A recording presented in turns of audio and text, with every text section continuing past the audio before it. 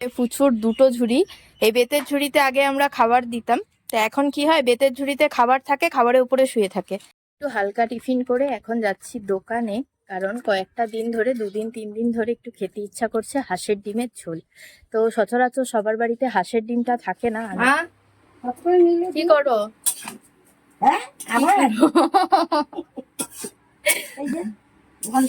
ঘন্ট রান্না করবো মুগ ডাল দিয়ে। দেখো এখন বাজে ঘড়িতে ওই 11টা 10-এর মতো।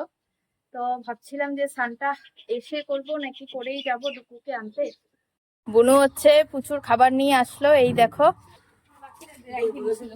হ্যাঁ, তো হচ্ছে আমি ডুকুকে আনতে স্কুলের সামনে তো দাঁড়িয়ে আছি, কিন্তু স্কুল এখনো মানে খোলেনি, আরো 3 মিনিটের মতো বাকি আছে। কোথায় যাবো?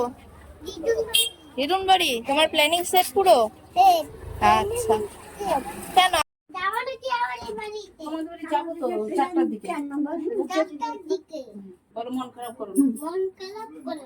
বুনু এখন সেজে গুজে হচ্ছে রেডি।